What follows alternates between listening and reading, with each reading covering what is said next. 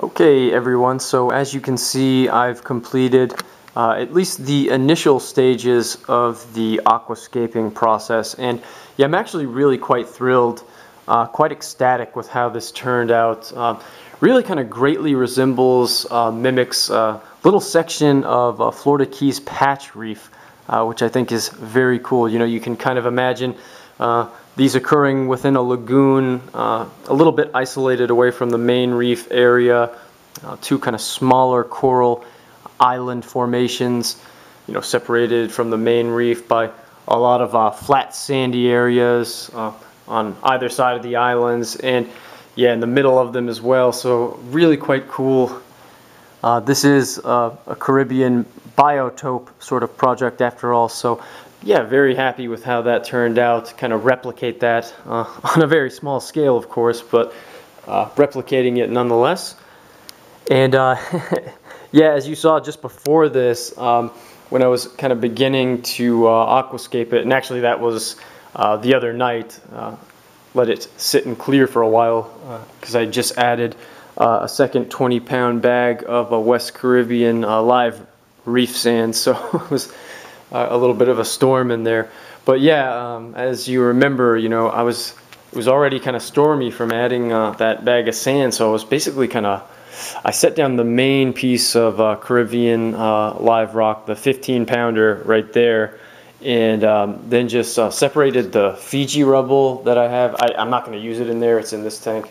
If anyone wants it, you know, and you're local to me, I'll sell it to you for a good price if you need it. But yeah, separated the Caribbean rubble from that, and just kind of started. I had a general idea looking through the cloudiness of what I wanted to do with this kind of patch reef area, and just kind of blindly kind of putting these in here. And you know, sometimes it's just like a puzzle. Everything fits together quite nicely, so pretty pleased. There's a couple of little things I might do. This piece right here, it's not going to stay there in the sandy flat area in the middle. I want to move that out. I don't know, I kind of like how everything is, so I might kind of crush that up and just kind of move it over here. With my power heads, they're kind of blowing. I might have to adjust the speed position of them. I'm getting a little bit of an area here where the sand is blowing out too much, but it's kind of like coral rubble from one of the patch reef coral islands just kind of trailing down here, so I might break that one up and kind of fill in the gaps. It's a little bit of a heavy piece, so it should stay there, so that will look pretty cool. Added kind of a third little patch reef coral island formation in the back, and should also provide good protection for copepods, different critters that can kind of seek refuge away from fish, larger crabs, what have you, and populate over there. So, and we have a nice lagoon view from the top. Pretty cool. Do enjoy that. Love having the turbulent water movement on the surface. Good for aeration, oxygenation of the water, as well as creating just a beautiful, like a really accurately looking real-life reef shimmer that you would kind of experience if you're diving or snorkeling in tropical areas. So yeah, really quite pleased with it. What else can I say? View from afar.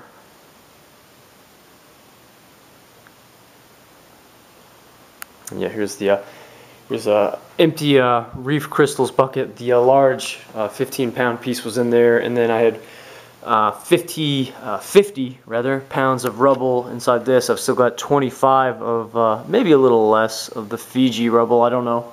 I'm not planning on using it for this tank. So might just heat it up and put a power head in there, save it, give it along, pass it along to someone else. But yeah, so the 15-pound piece of Caribbean live rock there, and the about 25 pounds of rubble just stacked all around it. This stuff is it's quite dense and heavy. So yeah, I mean, we're looking at around, and I mean, give or take, that could be off here or there by a few pounds, but the rough, pretty spot on accurate, near 100% pound that I'm guessing poundage that I have, about 40 pounds of live rock. So 40 pounds of live West Caribbean sand, 40 pounds of Caribbean, Haitian, you know, Gulf of Mexico, some little Florida pieces in there as well, probably live rock. So just running the gamut there, and yeah, all actual items that came out of the this area, Atlantic, Caribbean, Gulf region that we're in down here. So this is pretty cool. You know, well on our way to getting this Caribbean biotope off the ground. So, yeah, and another thing, I should have showed you this right away, but for anyone who's hung on, I thought this was really cool for the kind of small fish that I'm putting in here, maybe basslets and everything like that. They'll enjoy this a lot. This is really cool. A large area under here to swim beneath. So, you know, this is a pretty, I love the dimensions, 36 inches long, 18 wide, and 17 high. I'm a bigger fan of tanks that are wider than they are taller. Like I've run two 90-gallon systems in the past, and it's nice to have the 48-inch length to those tanks, but they've got the same width, 18, as this much smaller tank, and like a 24-inch height, which I really don't like on those. Just makes maintenance difficult and lighting as well. And fish, you know, they don't swim up, they swim in other directions, of course, so horizontally, not vertically. So I think this is really cool, and being that I've got this large space under this rock, that's a ton of swimming area for small fish. Got complete movement to swim between these patch reefs, and yeah, I think it's just, yeah, quite happy with how this has turned out.